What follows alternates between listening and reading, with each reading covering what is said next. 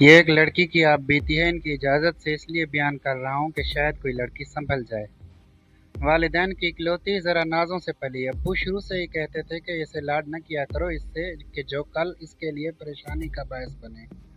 लेकिन अम्मी अपनी नाक के नीचे सारी ज़िदें पूरी किया करती और अब्बू को खबर न होती।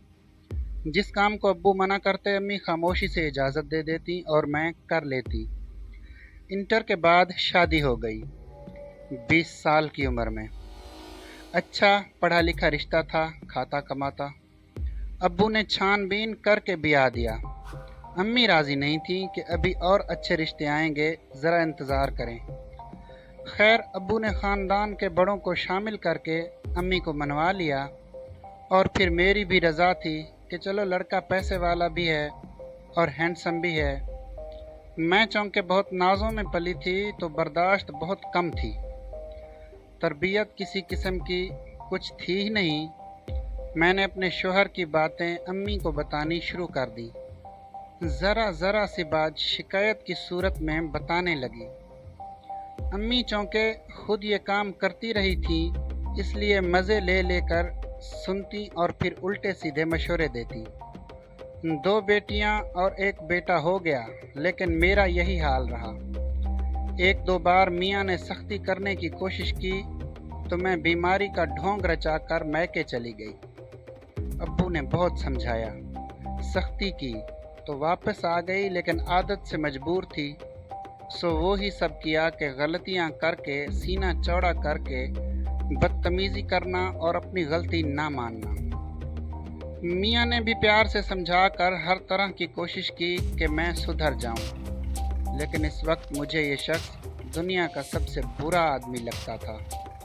अब्बू ने डांट कर प्यार से हाथ जोड़कर हर तरह समझाया कि बेटा अपना घर आबाद रखो, ऐसा ना करो। लेकिन मेरी वालिदा की तरफ से मिलने वाली ट्यूशन ने आखिरकार वो स्याह दिन देखा ही दिया।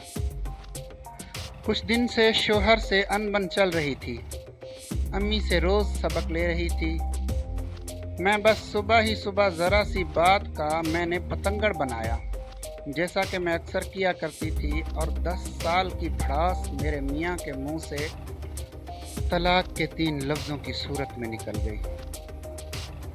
मैंने कॉल करके अब्बू को कहा कि लड़ाई हो गई है, आकर ले जाएं। उस वक्त तलाक का नहीं बताया था क्योंकि मुझे पता था कि अब्बू के लिए ये बहुत बड़ा सदमा होगा। अब्बू घर में आते ही मेरे मियाँ से कहने लगे कि इसकी तरफ से मुझे माफ़ी मांगने दो बेटा, मुझे पता है मेरी बेटी की गलती है, क्योंकि ऐसी लड़ाइयाँ मैं अक्सर करती रहती थी। मेरे मियाँ ने बहुत तहम्मुल से अब्बू को तलाक का बता दिया। अब्बू ने कहा कि मुझे रक्षा करवा दो, मैं इसे घर ले जाऊं। मेरे शौहर ने कहा कि नहीं, आप गाड़ी में जाएं। इसरार करके अब्बू से माफ़ी मांगकर गाड़ी ड्राइवर के साथ हमें छोड़ने के लिए भेज दी। अब्बू गाड़ी में बिल्कुल खामोश रहे। घर में आते ही अम्मी से कहा, लो तुम्हारी बेटी को सिला मिल गया है, इसके किए का। अब तुम्हें भी ये इनाम मिलना चाहिए, और अम्मी को इसी वक्त तलाक दे दी। मुझे नहीं पता कि अब्बू ने गलत किया या सही, लेकिन अब्बू की हालत ऐसी थी कि मुझसे देखा नहीं जा रहा था। तुम दोनों माँ बेटी को तलाक मुबारक, अब साथ बैठकर इद्दत पूरी करना। अब्बू ने इस वक्त बाकायदा तालियां बजाकर कहा। शायद वो इस वक्त शदीद जहनी दबाव में थे। अब्बू ये कहकर चले गए। फिर 4 दिन हो गए, अब्बू वापस नहीं आए। हम ढूंढते रहे, कहाँ की इद्दत और कैसी इद्दत। बस अब्बू को हर जगह ढूंढा, कहीं नहीं मिले। ख़ानदान वालों की बातें अलग और अब्बू की गुमशुदगी अलग। मुझे कुछ समझ नहीं आ रहा था। 5वें दिन जुमे की नमाज के वक्त मेरे मोबाइल पर ताया ज़ाद की कॉल आई कि चचा मिल गए हैं, मैं घर ला रहा हूँ उनको। मेरी कुछ सांस में सांस आई। अब्बू आए तो मगर एदी की एम्बुलेंस में, कफन में लिपटे हुए। 5 दिन अब्बू कहाँ रहे नहीं मालूम। बस एदी वालों का कहना था कि ये साहब फुटपाथ पर पड़े मिले थे। न कोई जख्म न चोट का निशान। अब्बू का दिल बंद होने से उनकी मौत हुई थी। और आपको पता है उस्मान साहब कि उनका दिल मैंने और अम्मी ने मिलकर बंद किया है। इस 36 साला लड़की का ये जुमला मेरे दिल पर खोंसे की तरह लगा। फिर कहती है कि अब्बू ने हमारे लिए घर छोड़ा, जो कि वो पहले ही अम्मी के नाम कर चुके थे। ऊपर वाला पोर्शन हमने किराए पर उठा दिया। अब्बू की पेंशन भी आती है, किसी से मांगने की ज़रूरत नहीं पड़ी।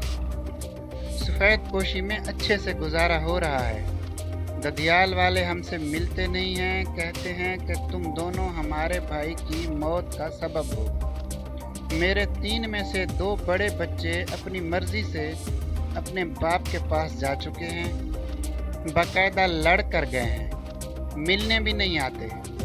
छोटे वाला अभी 3 साल का है तो वो मेरे पास है, मगर मुझे पता है कि वो भी चला जाएगा। अम्मी अभी तक वैसी ही हैं, अब्बू को बहुत कोसती हैं। अब मेरी और अम्मी के घुनसान के मारके होते हैं। मैं कहती हूँ कि अगर अब्बू ने आपको पहले ही तलाक दे दी होती तो आज मुझे तलाक न होती। खाने पीने को सब मिलता है, रहने को सर पर छत है, मगर अब सुकून नहीं है। अब्बू का चेहरा दिमाग में घूमता रहता है, अपना शोहर भी याद आता है।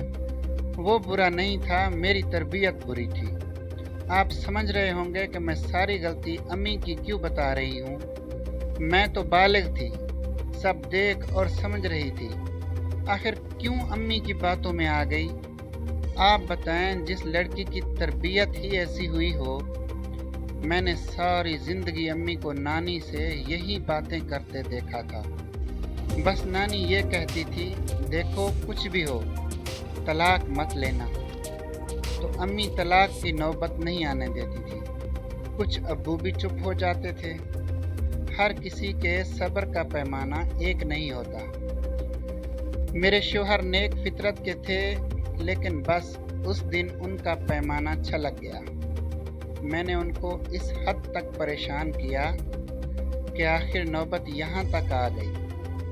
अम्मी यही कहती थी कि तुम्हारी शादी ही गलत शख्स से हुई है। बस ये बात मेरे जहन में बैठ गई थी। उनकी अच्छाई भी बुराई ही लगती थी। मैं आपके पास इसलिए आई हूँ कि अब मुझे नींद नहीं आती। मैं 24 में से बमुश्किल 2 घंटे सो पाती हूँ। आप बताएं, क्या अब्बू की जान लेकर और अपना घर तबाह करके मुझे नींद आनी चाहिए? इस तरह की कहानियाँ सुनने के लिए मेरे चैनल को सब्सक्राइब करें और बेल आइकन दबा दें।